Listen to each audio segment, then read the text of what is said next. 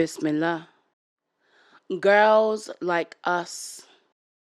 Girls like us have become accustomed to being asked, where are you from? Where do you belong? Where is home? Wherever I go, I'm seeking a place for this displaced soul to call home, and I still ain't found it. Somewhere in a Sufi village belongs my heart, but where is home?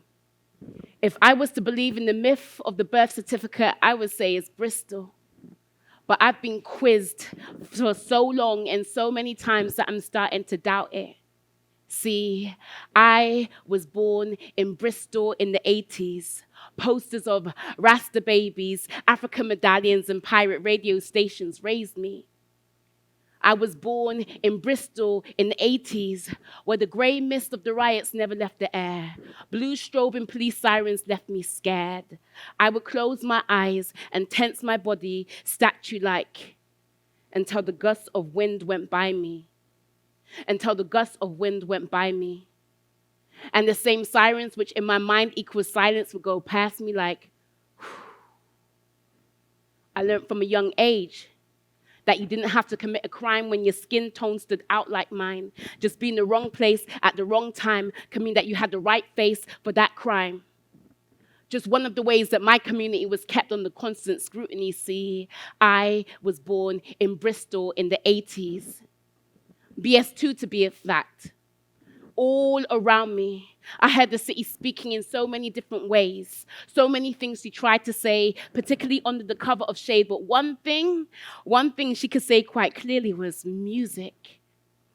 Bass-driven, heavy Jamaican sound systems to acid jazz, Pentecostal choirs to Ronnie Size, Tricky, Portishead, Massive Attack. It seemed like my city had it all. She was Rose Reds and Royal Blues. She was Black FM discos and frontline videos. She was Inkworks and Malcolm X. She was the olders who remember the Bamboo Club.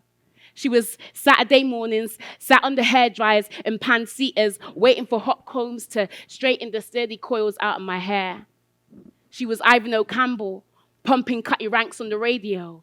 She was eclipsed. If you blinked, you would have missed it. She was eclipsed.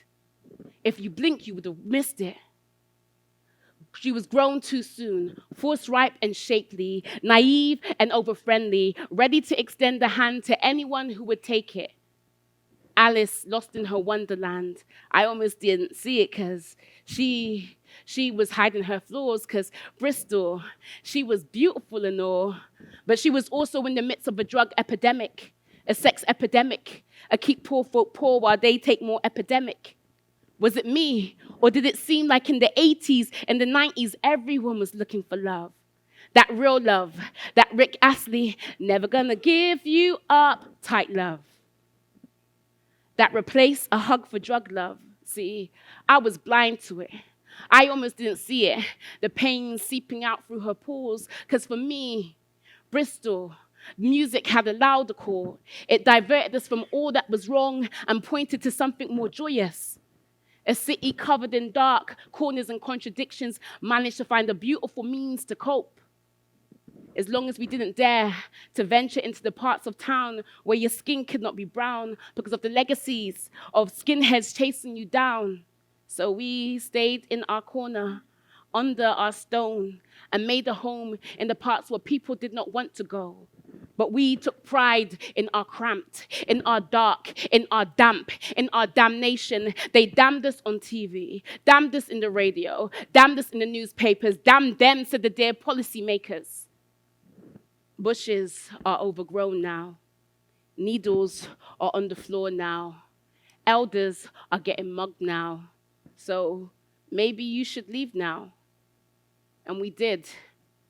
Left the place that we called home, but Black and brown folk have become accustomed to doing so.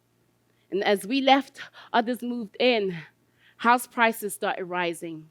Rent started rising, so those of us who wanted to stay couldn't afford to anyway. But it was then that they discovered that our dark was not so dim, because we are festivals and family gatherings. We are the coming together of communities when things are right and when things are wrong. We are entrepreneurs and business owners. We are the ones who wake up at 4 a.m. in the morning to go to work before we go to work in the morning. We are the ones who have the potential but can't get the job. So we create our own jobs, problem solvers, genius in our intellect, genius in our dialect, creators of culture, but never benefactors of that same culture. And now I can't walk in my areas, the areas that I called home, without being looked down upon like an ill-fitted misfit, despite the fact that I built it. Despite the fact that I built it. How the hell do you think this Bristol of ours got so mythic? Legends were here, don't you know? And you are reaping from the seeds that we sowed. What you call cool was crass when we were there. Bristol, she was so magical. Moments from mythic, minutes to mystic. She was so magical. We were so magical. Unicorns had nothing on us. And they still don't. Why? Because we are still here, blooming in the underbelly of your mind. We are still here, blooming in the underbelly of your mind. I don't say this as a critic, but I can feel the chasm getting deeper and deeper and deeper. Beneath our feet, the bitter taste of slavery affected us. Beneath our feet, there are underground networks right now. So it's no wonder that on the surface we are separated, segregated by our scars, which are dividing us still. We cannot go on like this anymore. We need to talk about this some more. I cannot breathe anymore. Like a soul without a mind, or a body without a heart. Bristol, we're losing all our parts. Thank you.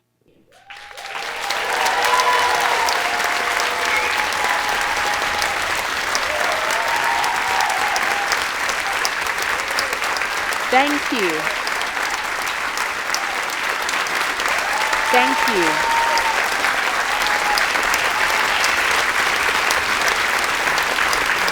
I'm not walking off yet.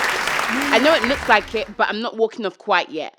I just want to say a few words about the particular piece and about myself.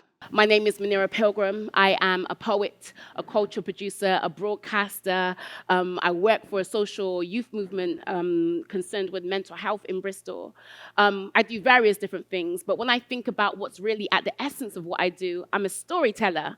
I tell stories. I like stories. I'm particularly fond of stories that are not told, the rare stories, or the stories that are on the margins. So that could be stories about Black women, about Black people, about working class people, stories about people of faith, or maybe it's stories about people who don't have the same identity as me. But if they are rare or if they're on the margins, these are the stories that I'm interested in.